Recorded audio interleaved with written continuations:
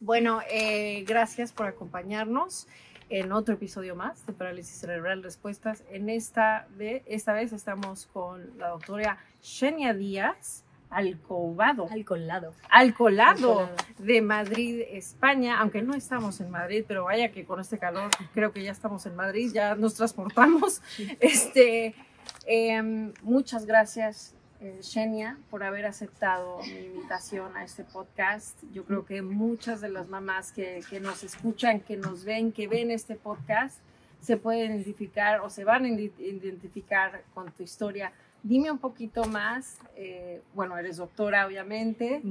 Eres maestra y pedagoga. O sea, soy licenciada. Sí, licenciada, perdón. Sí. Y lo más importante, pues eres mamá, sí, ¿no? De un niño con discapacidad. Sí. Cuéntame más como de tu camino como mamá, cómo te sentiste en el momento que recibiste el diagnóstico de que tu hijo tenía una discapacidad.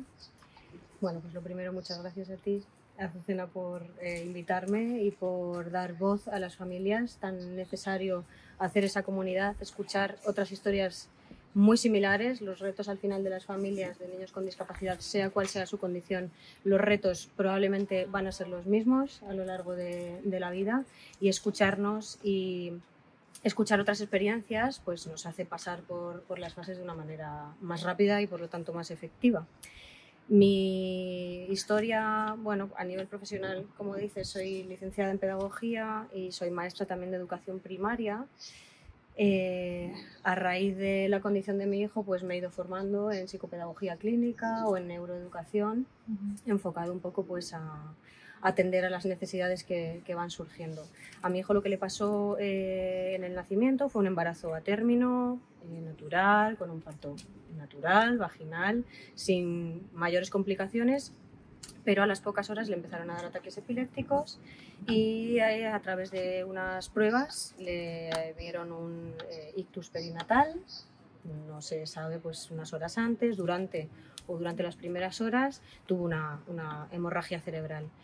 Y a raíz de ahí pues lo sedaron para que pararan las convulsiones y estuvo sedado así 72 horas a la espera de ver qué es lo que iba a pasar. De hecho, pues las esperanzas literalmente eran pues todas y ninguna, así te lo dicen, no sabemos lo que va a pasar, y las secuelas igual, pueden ser todas, pocas o ninguna, no lo sabes. Entonces, bueno, pues experiencia como madre, hijo único, un shock completamente. Un shock, más como tenemos como sociedad idealizada la maternidad y lo que tú esperas que va a pasar cuando estás embarazada y cuando vas a tener un hijo y cómo vas a traerlo al mundo y todo lo que nos montamos alrededor de eso, pues bueno, pues te toca otro camino. A partir de ahí, pues tienes dos opciones, luego hablaremos de burnout, burn-on. Dos opciones, o bueno, más bien unas fases que tienes que pasar, se te pueden alargar más o alargar menos. Y las fases pues efectivamente son shock, aceptación y luego pues resiliencia y acción, y buscar medios, buscar recursos, buscar información, mendigar, podría decir, más que buscar, porque la búsqueda es pues un poco denigrante, la verdad, de buscar. Estás en una situación muy vulnerable y muy pocas personas te ayudan, no hay una red institucional que te diga esto es lo que pasa, estos son los pasos, tienes que ir aquí, estos son los papeles, estos son los especialistas. No, tienes que ir buscando y enterándote pues tarde de lo que le va haciendo falta a tu hijo.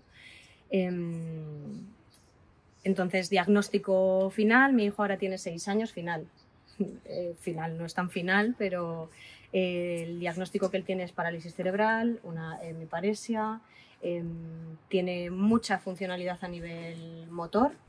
A partir de los 6 o 7 meses empezó con terapias de muy distinta índole y recientemente, ahora estamos en nuevos retos de epilepsia que vuelve a aparecer, rasgos autistas, probablemente de dificultades atencionales, medicación, que no sabemos entonces pues si las dificultades atencionales son a causa de la medicación o dónde está el huevo y dónde está la gallina en un cuadro bueno, complejo, pero bueno, no más complejo que cualquier condición. Así que en ese punto estamos ahora. Es un camino difícil, me imagino, desde que recibes el diagnóstico, pero de alguna manera fue, porque yo te lo digo, en el caso de mi mamá, tanto como no sabía inglés, no sabía lo que me pasaba, no sabía mi diagnóstico, entonces cuando le dieron mi diagnóstico fue como bueno, por lo menos hay un nombre, ¿no? Y por lo menos sé cuál es el siguiente paso, claro. Yeah. Y no estoy loca y por fin me escuchan y por fin puedo delegar esta preocupación en un profesional. Yeah. Por fin puedo quitarme este trozo de preocupación, cubrir las otras que tengo, que son muchas, y esto por lo menos ya sé que pertenece a X profesional. Yeah. Sí, y eso es algo que muchas mamás viven, ¿no? Después de tener un diagnóstico. Tú vas a presentar mañana en este congreso sobre un tema que es el burn-on, parent burn-on, que a mí se me hizo súper interesante porque generalmente se escucha del burnout, pero no se escucha del burn-on. ¿Qué es exactamente el burn-on, Xenia? Para ahí los que no tengan idea lo que es. Pues como tú dices, sí, el burnout yo creo que lo sufrimos todos, ¿no? Es el estrés o la sobrecarga mental, todos en cierta medida, la maternidad o la paternidad, ¿no? La crianza de un niño, pues más todavía y más todavía con un niño con necesidades adicionales, ¿no? Y el burn-on es justamente esto de lo que hablábamos antes, de ese paso ya de fase. Con las condiciones que tengo, con la información que tengo y con la situación que tengo, ¿qué voy a hacer? Es ese paso más, que es una capacidad que todos los humanos tenemos. Yo creo que las madres, está un poco mal decirlo, ¿no? Pero yo creo que pues tenemos ese instinto, ¿no? También más animal de resiliencia y esa capacidad de ver retos, ver oportunidades donde hay retos, donde hay dificultades, donde hay un reto, pues vemos oportunidades. Y esto pues se ve muy bien en los grupos de familias, como de alguna manera pues todos giramos nuestra carrera profesional o nuestros intereses de formación y dirigimos al final nuestros esfuerzos en mejorar nuestra situación. Y esa capacidad de resiliencia, ¿no? Que emerge como el ave fénix cuando tienes una dificultad, pues es el burn-on. Es esa fuerza interna. Fíjate qué interesante, porque yo pensé que iba a ser algo diferente, ¿no? Por ahí, no sé, qué interesante. Regresando a tu rol, que es el más importante, más allá de lo que hagas por lo profesional, que también es importante, pero como mamá, hay muchas mamás que nos escuchan, Xenia, que son las que escuchan este podcast, las que ven este podcast. ¿Qué les dirías a esas mamás que muchas veces se sienten con mucha desesperación, con dudas de que si lo están haciendo bien, de que si lo están haciendo mal, de que si están haciendo lo suficiente? ¿Qué le dirías a esas mamás, tú como mamá, y que lo vives igual que ellas todos los días? Pues mira, lo primero, puntualizar que el burn-on, o esta capacidad, esta fuerza interior,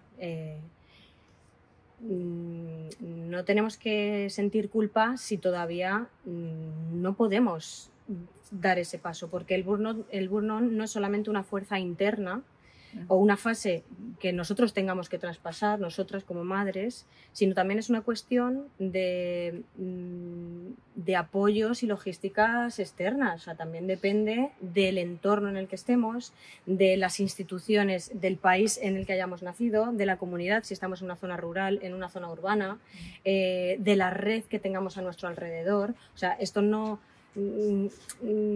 nos culpabilicemos y nos fustiguemos por decir yo todavía no puedo reconocer el diagnóstico de mi hijo.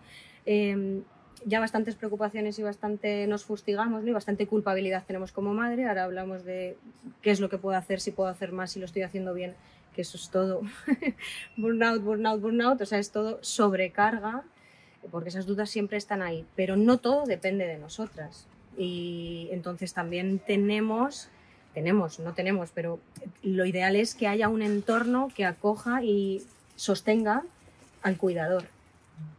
Y entonces, en cuanto a las preocupaciones, todo lo que envuelve, ¿no? El burnout, la sobrecarga mental, la niebla mental, el deterioro de las capacidades cognitivas, son todos síntomas del burnout.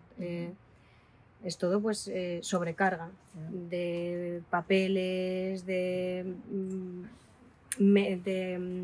citas médicas, de agenda de terapias, de ver y hacer un balance entre, claro, todas las terapias, le apunto a caballo, le llevo a la piscina, cuando, el dinero que me gasto. Entonces, encontrar un equilibrio entre el dinero que me gasto, todas las terapias que se supone que necesita, el momento vital en el que está la familia, la logística que sea posible, pues hacer un encaje con todo eso no es fácil, encontrar el equilibrio. Y entonces que toda la culpa recaiga sobre nosotros, siempre va a haber una terapia que necesite más, siempre va a haber una sesión que necesite más, siempre va a haber más tiempo libre que necesite más de juego libre, siempre va a tener que necesita más tiempo en casa, siempre necesita más tiempo con amigos, siempre vamos a necesitar más descanso, tiempo sin hijos, o sea, el equilibrio ese es muy difícil. Nos vamos a sentir culpables entonces por todo. Y yo creo que más que ver todo lo que hacemos mal o todo lo que nos queda por mejorar o qué podríamos hacer mejor, nos tendríamos que centrar en todas las cosas que ya hacemos. Y de ahí va mi próxima pregunta, que quiero que sea un poco más esperanzadora, porque muchas veces a las mamás, digo, yo no tengo la fortuna aún de ser madre, pero siento que, y lo digo por lo que me ha dicho mi mamá, que hay esa culpabilidad, que todo es negativo, que cuando recibes el diagnóstico de que tu hijo tiene una discapacidad, todo va a ser negativo, porque lo que está asociado con la palabra discapacidad es negativo, ¿no? En tu caso, ¿hubo alguna persona, algún recurso, obviamente tú eres de España, que te ayudó a ti a sentirte mucho más acompañada en el camino, en este camino constante, porque pues tu hijo va a ser tu hijo toda la vida, ¿no?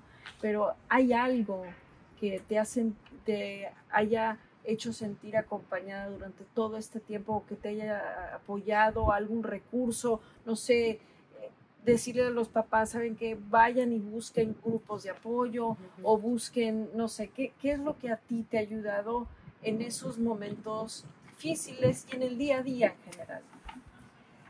Pues sobre todo encontrar una red de apoyo, que no es fácil, la familia no siempre está cerca, pues tus amigos o tus amigas no siempre llevan el mismo ritmo, bueno, pues el ocio infantil de las familias con niños con necesidades especiales o con distintas capacidades, ¿no? que me gusta también decir, por este concepto de discapacidad que decimos, ¿no? Yo creo que también esta palabra, y hago aquí un paréntesis, tenemos que mirar muy bien el lenguaje, ¿no? Porque discapacidad, hay gente que lo entiende como distintas capacidades, pero hay gente que no, que lo entiende como menos capacidades. Y esto también pues es a nivel social, ¿no? Si realmente queremos un mundo donde la diversidad sea incluida, pues tenemos que empezar a llamar las cosas de una manera inclusiva. Hecho este paréntesis, hay cosas o recursos que me hayan servido a mí como soporte auténtico. Yo creo que lo más significativo ha sido el apoyo de otras familias, encontrar otras familias en la misma situación, hablar de las mismas preocupaciones, te ponen en el mismo nivel. No es lo mismo estar hablando con una persona en el parque que su preocupación es pues que es la cena que le va a poner esta noche porque no le come bien la carne picada, pues hombre, que tienes la preocupación de si esta noche al dormir le va a dar un ataque epiléptico, ¿no? o cosas más graves, ¿no? Hay situaciones de cuidados paliativos, enfermedades raras. Nosotros, pues gracias a Dios, tenemos un diagnóstico, tenemos un nombre, tenemos un camino a seguir. Hay familias que no lo tienen.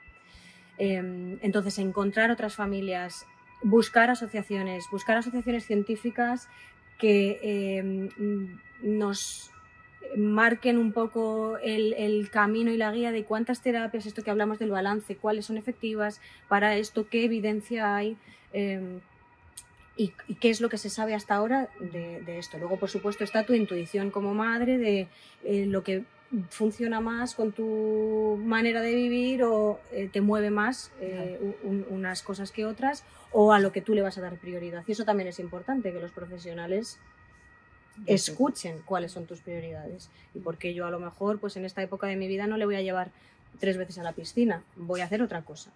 Entonces, pues esto, encontrar red de apoyo de familias, de profesionales, encontrar equipos multidisciplinares, buscar segundas opiniones cuando vemos que donde estamos yendo siento que no es el lugar, buscar segundas opiniones. No esperar, atención temprana, no esperar. Hay muchos profesionales que hoy en día siguen diciendo hay que esperar, hay que ir viendo. Bueno, pues yo creo que no. Yo creo que cuanto antes sepamos qué es lo que tenemos que hacer, pues antes podemos dar ese salto a la acción. Y hacer algo. Estamos en una conferencia donde hay doctores de todo tipo de especialidades, donde hay papás, donde hay personas con discapacidad, pero en el ámbito de la medicina, Xenia, ¿qué es lo que tú piensas que todavía les falta hacer a los doctores o entender cuando se comunican con las familias? ¿Qué cambios te gustaría ver a ti como madre? El tema de la comunicación entre profesionales y familias también es un tema súper interesante. Yo creo que los grupos o los estatus, ¿no?, de experto, familia, gracias a Dios está ya equilibrándose, ¿no? Y nos situamos, muchos enfoques ya sitúan a las familias, nos sitúan como expertos igualmente que el resto de profesionales. Entonces, que los profesionales tengan esa visión de nosotros como expertos en nuestro hijo. Además sabemos, y ellos lo saben también, que aun con la misma condición no hay 2 niños iguales. Entonces, entender cuáles son las particularidades de cada niño es único, o sea, es un conocimiento súper valioso, y ese conocimiento solo lo tienen las familias. Entonces, salir de la clínica a los entornos reales de los niños, cambiar los conceptos y los focos pues más hacia la participación. Esto nos va a cambiar mucho también el concepto de lo que es la diversidad, porque si hablamos ya más de participación, pues vamos a llevar la terapia a los entornos naturales. Bueno, hay muchos enfoques centrados en la familia, muchos, ¿vale?, que se podrían citar, de muchos ellos se va a hablar hoy aquí, pero que ya han cambiado ese foco. Es verdad que con el niño en el centro, pero el niño pues dentro de un entorno mucho más amplio, y el primero y principal de sus cuidados más próximos es el de la familia. Entonces se está cambiando ya, yo creo, también la visión de, más que cuidar al paciente, es cuidar al cuidador, cuidar los entornos. Ese sería el consejo, ¿no? Y ver como expertos de los que tienen mucho que aprender. Nosotros de los profesionales, por supuesto, y no queremos pisarnos ninguno el campo del otro. Los profesionales en medicina son los profesionales en medicina, cada uno desde su rama, pero los profesionales en nuestros hijos, en su entorno, en su vida diaria, somos las familias. Claro. ¿Y qué te gustaría ver diferente, o qué te gustaría ver en conferencias como esta? ¿O qué les falta en cuestión de investigación? ¿Cuál es tu perspectiva como mamá? O sea, hay muchas presentaciones en el enfoque de la participación, el enfoque de la toxina botulínica, el enfoque de no sé, pero a lo que tú estás viendo, ¿qué te gustaría ver? ¿Qué hace falta? A ver, de la investigación estamos haciendo también desde el grupo de familias de la Academia Europea pues mucho trabajo de divulgación de la participación de las familias en los procesos de investigación. El sábado precisamente participo junto con el equipo de Canadá, con CanChild, en mostrar experiencias de distintos países. Está Brasil, está Reino Unido y está también España. Curiosamente, aunque pues somos países muy diferentes, los retos a los que nos encontramos en cuanto a ciencia pues son muy parecidos y estamos intentando traducir todos los materiales que hay respecto a la participación de las familias en los procesos de investigación, sus beneficios para el conocimiento científico y cómo poder implementar eso en nuestro país, muy poco a poco, muy poquito a poco. Híjole, hay tantas cosas más que me gustaría hablar contigo, pero ¿qué consejo le darías, por último, a un papá, a una mamá que acaba de recibir el diagnóstico de que su hijo tiene una discapacidad? Bueno, el mensaje de ánimo, intentar transmitir ese mensaje que es una característica además común en todas las familias de niños con alguna diversidad funcional o neurodivergencia o alguna condición médica importante, es la deseabilidad social. Los niveles de deseabilidad social de las familias en una crianza atípica pues son mucho menores. ¿Y esto qué quiere decir? Que nos sentimos o tenemos la percepción de que somos menos válidos que el resto. O sea, si ya de por sí tenemos el síndrome de la impostora, ¿no? Pues las familias de niños con una crianza atípica nos pasa esto. Entonces, esto no quita validez. Como a ti como persona, a ti como padre, a ti como madre, no te pone una etiqueta de ser mejor ni de ser peor. Mensaje de ánimo porque el reto es importante, pero mensaje también de esperanza porque donde hay retos hay oportunidades y desde luego los aprendizajes, si hay algo que nos vamos a llevar, yo creo que es aprender. Estamos hechos para aprender, el cerebro humano está hecho para aprender y encontramos la felicidad aprendiendo, es como nos desarrollamos como personas. Pues la crianza atípica nos ofrece muchos aprendizajes y como tal pues hay que agradecer. Qué bonito. Gracias por compartirme un pedacito de tu vida, por darme un poquito de tu tiempo, por hablar del corazón, porque seguramente es algo a los que los papás se van a sentir muy identificados. Gracias, Xenia, por decir que sí, significa muchísimo. Y gracias, seguramente será la primera de muchas veces que nos volveremos a encontrar en el camino. Ojalá. Gracias, querida, por decir que sí. Gracias a ustedes por escuchar y ver. Y bueno, próximamente otro episodio de Parálisis Cerebral Respuestas. Dejaré la información de Xenia por ahí si alguien se quiere poner en contacto con ella. No soy su agente, pero con mucho gusto también puede ser. Sí. Gracias.